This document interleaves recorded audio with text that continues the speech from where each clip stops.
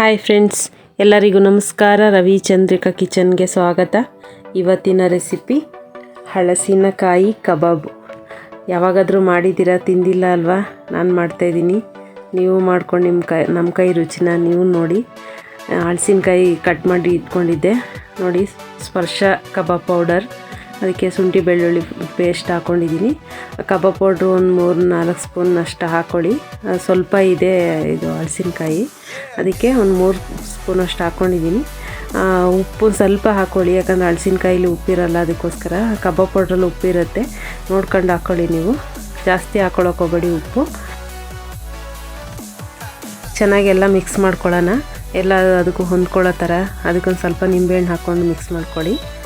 ಒಂದು ಬಾಣಲಿ ಕಾಯಕ್ಕೆ ಇಟ್ಕೊಂಡು ಅದಕ್ಕೆ ಸ್ವಲ್ಪ ಎಣ್ಣೆ ಬಿಸಿ ಆದ ನಂತರ ಕಬಾಬ್ನ ಎಲ್ಲನೂ ಒಂದೊಂದಾಗಿ ಕರಿಯೋಣ.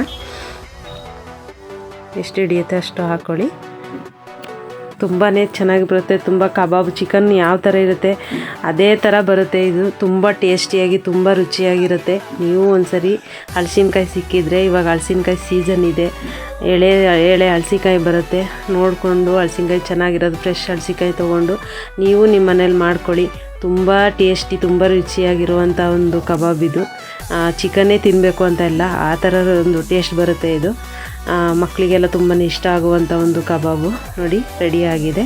ಯಾರ್ಯಾರೆಲ್ಲ ನನ್ನ ಚಾನಲ್ ಸಬ್ಸ್ಕ್ರೈಬ್ ಮಾಡಿಲ್ಲ, ಲೈಕ್ ಮಾಡಿಲ್ಲ, ಶೇರ್ ಮಾಡಿಲ್ಲ, ದಯವಿಟ್ಟು ಮಾಡಿ.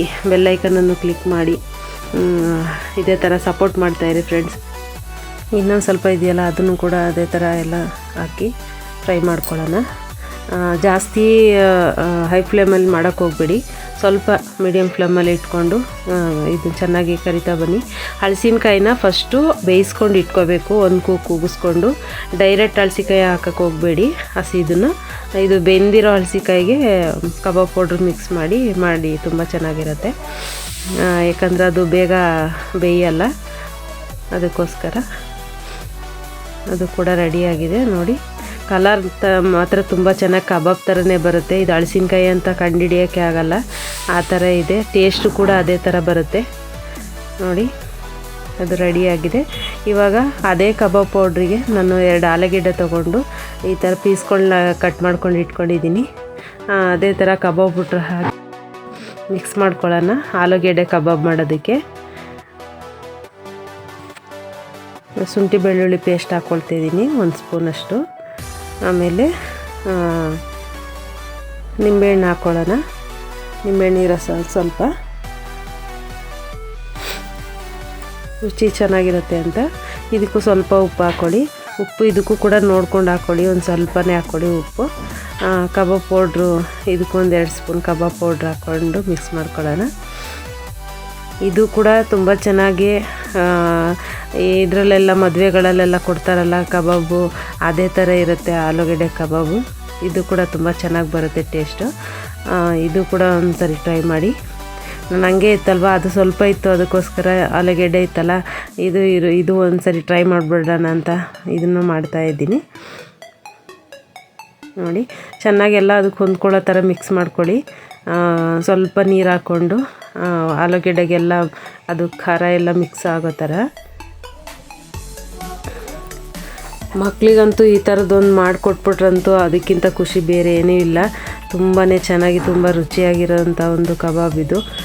ತುಂಬ ಇಷ್ಟಪಟ್ಟು ತಿಂತಾರೆ. ಅದನ್ನು ಕೂಡ ಎಲ್ಲ ಅದೇ ಎಣ್ಣೆಗೆಲ್ಲ ಹಾಕ್ಕೊಂಡು ಅದನ್ನು ಕೂಡ ಕರಿಯೋಣ. ಇದು ಕೂಡ ಜಾಸ್ತಿ ಹೈ ಮಾಡೋಕ್ಕೆ ಹೋಗಬೇಡಿ, ಲೋ ಫ್ಲೇಮೆಲ್ಲ ಬೇಯಿಸಿ. ಯಾಕಂದರೆ ಆಲೂಗೆಡ್ಡೆ ಇದು ದಪ್ಪಾಗಿರುತ್ತೆ, ಇದು ಬೇಯಿಸಿಲ್ಲ ಅಲ್ವಾ, ಅದಕ್ಕೋಸ್ಕರ ಸ್ವಲ್ಪ ನಿಧಾನಕ್ಕೆ ಊರಿನಲ್ಲೇ ಬೇಯಿಸಬೇಕು ನೋಡಿ. ಈ ಥರ ಕಲರ್ ಬೆಂದಿದೆ. ಇದು ಕೂಡ ತೆಗೆದು ಪ್ಲೇಟ್ಗೆ ಹಾಕ್ಕೊಳ್ಳೋಣ. ಮತ್ತು ಇನ್ನೂ ಸ್ವಲ್ಪ ಇದೆಯಲ್ಲ, ಅದನ್ನು ಕೂಡ ಎಲ್ಲ ಫ್ರೈ ಮಾಡ್ಕೊಳ್ಳೋಣ. ಇದಕ್ಕೇನು ಜಾಸ್ತಿ ಎಣ್ಣೆ ಎಳೆಯಲ್ಲ, ಇದು ಎಣ್ಣೆಯನ್ನು ಬೇಕಾಗಿಲ್ಲ ಜಾಸ್ತಿ. ಅದೇ ಎಣ್ಣೆಲ್ಲೇ ನೋಡಿ, ಎಷ್ಟು ಎಣ್ಣೆ ಹಾಕಿದೆ ಅಷ್ಟೇ ಇದೆ. ಎಣ್ಣೆ ಕೂಡ ಜಾಸ್ತಿ ತಗೊಳ್ಳಲ್ಲ. ಅದು ಕೂಡ ಎಲ್ಲ ಒಂದೊಂದೇ ಹಾಕ್ಕೊಳ್ಳಿ. ತುಂಬ ರುಚಿಯಾಗಿ ತುಂಬ ಟೇಸ್ಟಿಯಾಗಿರುವಂಥ ಕಬಾಬ್. ದಯವಿಟ್ಟು ನೀವು ಕೂಡ ನಿಮ್ಮ ಮನೇಲಿ ಟ್ರೈ ಮಾಡಿ ಫ್ರೆಂಡ್ಸ್. ಒಂದು ಸರಿ ಹೇಗಿದೆ ಅಂತ ಹೇಳಿ. ನನ್ನ ವಿಡಿಯೋ ಇಷ್ಟ ಆಗಿದರೆ ದಯವಿಟ್ಟು ಸಪೋರ್ಟ್ ಮಾಡ್ತೀರಾ ಅಂತ ಅಂದ್ಕೊಂಡಿದ್ದೀನಿ. ಎಲ್ಲರೂ ಹೀಗೆ ಸಪೋರ್ಟ್ ಮಾಡ್ತಾಯಿರಿ. ನೀವು ಕೂಡ ನಿಮ್ಮ ಮನೇಲಿ ಮಾಡ್ಕೊಂಡು ತಿನ್ಕೊಳ್ಳಿ. Tata, bye bye friends. Thank you.